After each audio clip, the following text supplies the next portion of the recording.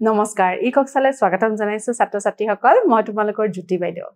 আজি আমি উত্তৰ পূব ভাৰতৰ এটা নতুন অংশলৈ তোমালোকৰ মাজলৈ আহিছো ছাত্ৰ ছাত্ৰীসকল এই তৃতীয়টি অংকত আমি কি পঢ়িম চাও আহা এটো অংকত আমি পঢ়িম উত্তৰ পূব ভাৰতৰ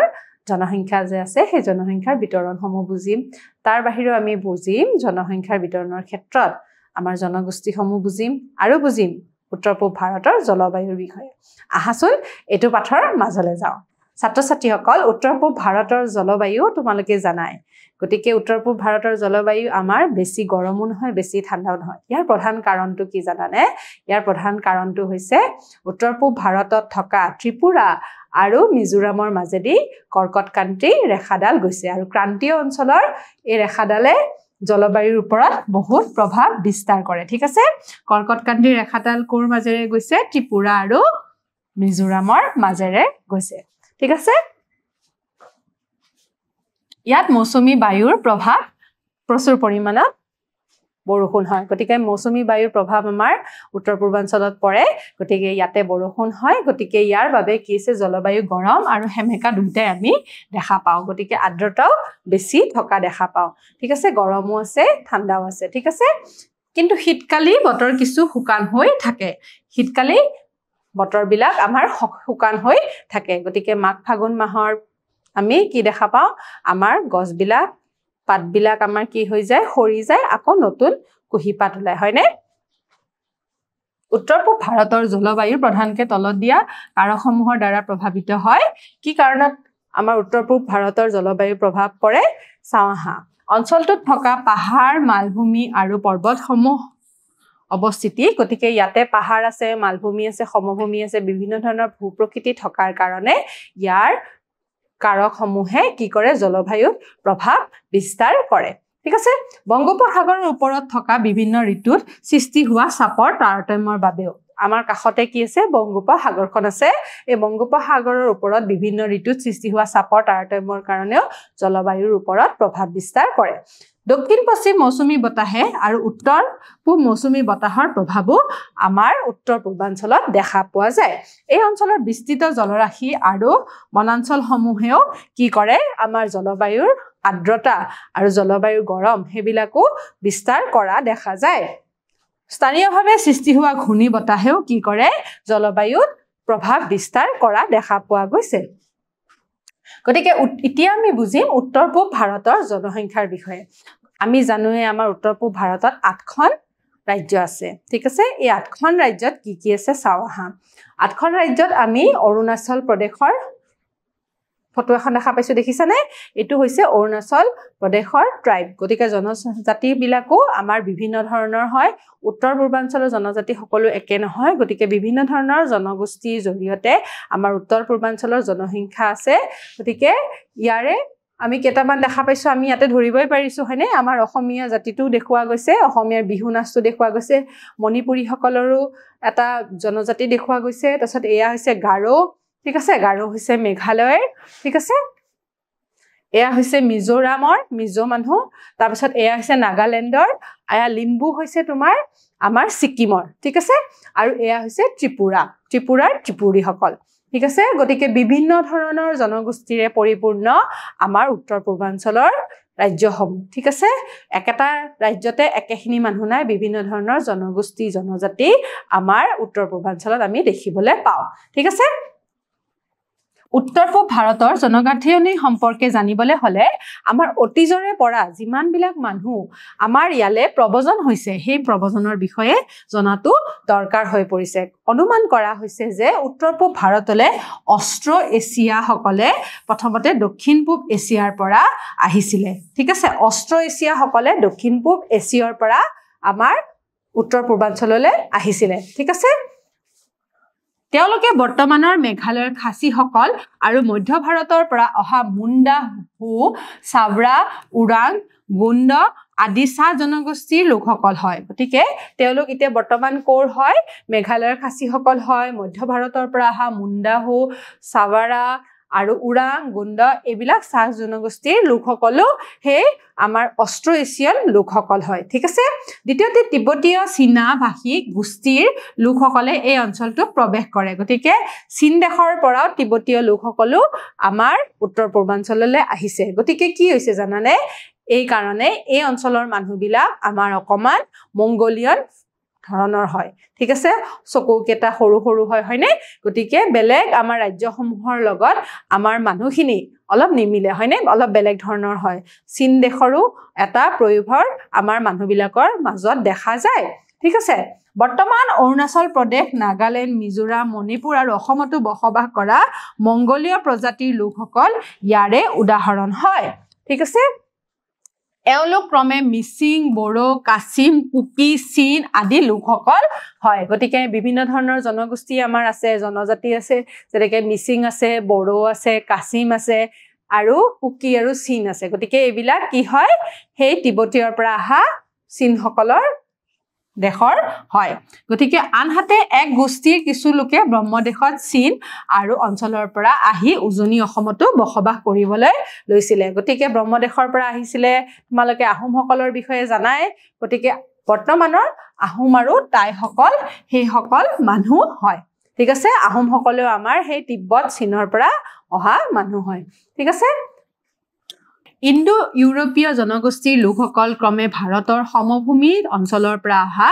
হিন্দু আৰু থলুৱা মুছলমানসকল ঠিক আছে নেপালৰ পৰা অহা নেপালী সকলেও কি হৈছে আমাৰ উত্তৰ পূৰ্বাঞ্চললৈকে প্ৰব্ৰজন কৰি অহা হৈছে গতিকে এওঁলোকৰ জনগোষ্ঠীও আমাৰ উত্তৰ পূৰ্বাঞ্চলত দেখা যায় ঠিক আছে ইয়াৰ উপৰিও পূৰ্ববংগ পৰৱৰ্তী সময়ত পাকিস্তান আৰু বৰ্তমান বাংলাদেশ আগতে কি হৈছিলে পূৰ্ববংগ যিখিনি ওয়েস্ট বেংগল আছিলে ঠিক আছে এই ওয়েস্ট বেংগল পিছত কি হ'ল ইষ্ট পাকিস্তান হ'ল ইষ্ট পাকিস্তানৰ পিছত বাংলাদেশ হ'ল হয়নে বাংলাদেশৰ পৰা মানুহ আমাৰ কি হৈছিলে মুছলমান সকলো আহিছিলে হিন্দু সকলো আহিছিলে জনপ্ৰব্ৰজনকাৰীসকল আহি পেলাই আমাৰ ইয়াতে কি হৈছে অন্তৰ্ভুক্ত হৈছে গতিকে এওঁলোক হৈছে ইণ্ডো ইউৰোপীয় জনগোষ্ঠীৰ অন্তৰ্গত ঠিক আছে এই আটাইবোৰ জনপ্ৰবাহ একে সময়তে হোৱা নাছিলে গতিকে একে সময়তে গোটেইখিনি মানুহ অহা নাই লাহে লাহে লাহে লাহে আমাৰ উত্তৰ পূৰ্বাঞ্চললৈ সোমাই পৰিছিলে ঠিক আছে বৰঞ্চ ইতিহাসৰ বিভিন্ন সময়ত বিভিন্ন কাৰণত এনে জনগোষ্ঠীৰ আগমন ঘটিছে গতিকে বিভিন্ন ধৰণৰ পৰিঘটনা ঘটাৰ কাৰণে এই লোকসকল জনপ্ৰব্ৰজন কৰি পেলাই আমাৰ উত্তৰ পূৰ্বাঞ্চললৈ সোমোৱা দেখা গৈছে ঠিক আছে অসম আৰু ত্ৰিপুৰাত এই লোকসকল বাস কৰা দেখা যায় বিভিন্ন ধৰণৰ কাৰণতো ইয়াতে সোমোৱা গৈছে ৰাজনৈতিক কাৰণতো সোমোৱা গৈছে অৰ্থনৈতিক কাৰণতো ইয়াতে বাহিৰৰ পৰা মানুহ প্ৰব্ৰজন কৰিছে কালক্ৰমত প্ৰায় সকলো জনগোষ্ঠীৰ মাজতে এক সংমিশ্ৰণ ঘটিছিল গতিকে ইয়াতে বিভিন্ন ধৰণৰ লোকৰ সংমিশ্ৰণ ঘটাটো পৰিলক্ষিত হৈছে গতিকে অসম তথা উত্তৰ পূৰ্বাঞ্চলত বিভিন্ন ধৰণৰ জনগোষ্ঠীৰ লোক দেখা গৈছে ঠিক আছে তাৰ উপৰিও স্বাধীনতাৰ আগত ব্ৰিটিছসকলৰ উত্তৰ পূব ভাৰতৰ ৰাজ্যসমূহত বাণিজ্যৰ প্ৰশাসনীয় কাম-কাজৰ কাৰণে কি কৰিছিলে কিছু সংখ্যক লোকক ভাৰতৰ অন্যান্য অঞ্চলৰ পৰা লৈ আনিছিলে ঠিক আছে এই ব্ৰিটিছসকলে কি কৰিছিলে কিছুমান কামৰ কাৰণে যেহেতু আমাক বনোৱা কিছুমান লগা হৈছিলে সেই সময়ত গতিকে তেতিয়া তেওঁলোকে কি কৰিছিলে বাহিৰৰ ৰাজ্যৰ পৰা তেওঁলোকে লৈ আনিছিলে উৰিষ্যাৰ পৰা লৈ আহিছিলে ওয়েস্ট বেংগলৰ পৰা লৈ আহিছিলে পশ্চিম বংগৰ পৰা বঙালীসকল আহিছিলে উৰিষ্যাৰ পৰা যিখিনি মানুহ আহিছিলে লাষ্টত গৈ পেলাই তেওঁলোকে চাহ জনগোষ্ঠী নামেৰে পৰিচিত হৈ গৈছিলে ঠিক আছে এতিয়াও আমাৰ এই চাহ জনগোষ্ঠী অসমীয়া সমাজৰ এটা জনগোষ্ঠী হিচাপে পৰিলক্ষিত হৈছে ঠিক আছে গতিকে চোৱাচোন তাৰ ভিতৰত চাহ বনোৱা আৰু বঙালী সম্প্ৰদায়ৰ লোকসকলে প্ৰধান বঙালী সম্প্ৰদায়ৰ লোকসকলে বৰ্তমান ব্ৰহ্মপুত্ৰ আৰু বৰাক উপত্যকাৰ লগতে অন্যান্য ৰাজ্যসমূহত সিঁচৰিত হৈ আছে গতিকে বৰাক উপত্যকাৰ ফালে গ'লে আমি বঙালী জাতিৰ মানুহ দেখা পাওঁ ঠিক আছে তদুপৰি সময়ে সময়ে অঞ্চলৰ বিভিন্ন প্ৰান্তত বহু লোক কিতাপি লৈছে বিহাৰী আৰু মাৰৱাৰীৰ দৰে হিন্দী ভাষী লোকো আছে গতিকে বেপাৰ বাণিজ্যৰ কাৰণে বাহিৰৰ পৰাও মানুহ অহা দেখা গৈছে বিহাৰী আৰু মাৰৱাৰী লোকসকলো আমাৰ ইয়াতে বেপাৰ বাণিজ্য কৰিবলৈ আহি পেলাই থাকি গৈছে অকল অসমতে নহয় উত্তৰ পূৰ্বাঞ্চলতো এই লোকসকলৰ প্ৰয়োভাৰ দেখা যায় নেপালৰ পৰা অহা গোৰ্খাসকলো এতিয়া আমাৰ উত্তৰ পূৰ্বাঞ্চলৰ এটা জনগোষ্ঠী ৰূপে পৰিণত হৈছে হিন্দু ভাষীসকলে ব্যৱসায় বাণিজ্য আৰু নেপালীসকলে ঘাঁহনি থকা অঞ্চলবোৰত পশুপালন বৃত্তি আৰু কৃষি কাৰ্যৰ সৈতে জড়িত হয় গতিকে হিন্দী ভাষীসকলে কি কৈছিলো মাৰৱাৰীসকলে ব্যৱসায় বাণিজ্যবিলাক কৰিছে আৰু যিবিলাক নেপালীসকল আছে তেওঁলোকে পশুপালন যেনেকৈ গাখীৰৰ ব্যৱসায়ও কৰা দেখা গৈছে ঠিক আছে উত্তৰ পূব ভাৰতৰ ৰাজ্যৰ সমূহৰ জনসংখ্যাৰ ধাৰণা ভিন্ন ভিন্ন হয় কাৰণ ইয়াৰে প্ৰধান কাৰণবিলাক হৈছে ভৌগোলিক আৰু অৰ্থনৈতিক কাৰণ আমাৰ যেটো ভৌগোলিক অৱস্থা আছে সেই হিচাপে আমাৰ ৰাজ্যবিলাকত জনসংখ্যাৰ বিতৰণবিলাক বেলেগ বেলেগ হয় কিছুমান ঠাইত যদি পাহাৰুৱা অঞ্চলত তাতে জনসংখ্যা কম যিবিলাক সমভূমি মালভূমি আছে তাতে জনসংখ্যা বেছি হয় আৰু কি কৈছে জনপ্ৰব্ৰজন মূল কাৰণ হৈছে বাহিৰৰ পৰা বিভিন্ন কাৰণবশতঃ ঠিক আছে বিভিন্ন কাৰণবশতঃ আমাৰ মানুহবিলাক আহিছে যেনেকৈ কলো বাংলাদেশৰ পৰা আহিছে বেপাৰ বাণিজ্যৰ কাৰণে আহিছে ঠিক আছে যেতিয়া প্ৰয়োজন হিচাপে তেওঁলোকে কোনো ধৰণৰ কাম নিজৰ ঠাইত নাপায় তেওঁলোকে প্ৰব্ৰজন কৰি আমাৰ উত্তৰ পূৰ্বাঞ্চললৈ আহা পৰিলক্ষিত হৈছে ঠিক আছে অসম ত্ৰিপুৰা আৰু মণিপুৰ আদি ৰাজ্যৰ জনসংখ্যা বৃদ্ধি পাইছে ইয়াৰ কাৰণ কি জানানে অসমত বেছি ত্ৰিপুৰাত বেছি আমাৰ মণিপুৰত বেছি কাৰণ ইয়াতে হৈছে উৰ্বৰ ভূমি কাৰণ ইয়াতে খেতি মাটি বেছি আছে গতিকে আৰু ইয়াতে কৃষি কাৰ্য ভালদৰে হ'ব পাৰে ঠিক আছে বিভিন্ন সম্পদৰ উপলব্ধতা আছে আমি জানো ইয়াতে প্ৰাকৃতিক সম্পদ বহুত আছে খনিজ সম্পদ বনজ সম্পদ বহুত আছে গতিকে এই সম্পদবিলাকৰ জৰিয়তে মানুহবিলাকে কি কৰিছে বিভিন্ন কাম কৰিব পৰা হৈছে আৰু মানৱ সম্পদৰ প্ৰয়োজন হোৱাৰ কাৰণেও ইয়াতে মানুহৰ দৰকাৰ হোৱাৰ কাৰণেও মানুহবিলাক ইয়ালে আহা দেখা গৈছে উদ্যোগ তৈলক্ষেত্ৰ নদীৰ হাৰুৱা কৃষিভূমি আৰু চাহ খেতিত যেহেতু মানৱ সম্পদৰ দৰকাৰ হৈছে তেতিয়া মানুহৰ প্ৰয়োজন বেছিকে হোৱা দেখা গৈছে উত্তৰ পূব ভাৰতৰ সকলো ৰাজ্যৰ ভিতৰতে অসমত সৰ্বাধিক জনসংখ্যা আছে গতিকে 8খন ৰাজ্যত আমাৰ অসমত বেছিকে আছে কাৰণ ইয়াতে আমাৰ বিভিন্ন ধৰণৰ প্ৰাকৃতিক সম্পদৰে পৰিপূৰ্ণ তাৰোপৰি আমাৰ ইয়াতে নিবনুৱা সমস্যাৰ কাৰণে বহু ধৰণৰ পদক্ষেপ লোৱা হৈছে বিভিন্ন ধৰণৰ ঔদ্যোগিক ক্ষেত্ৰ আছে চাহ খেতি আছে গতিকে তাতে বহু ধৰণৰ মানৱ সম্পদৰ দৰকাৰ আছে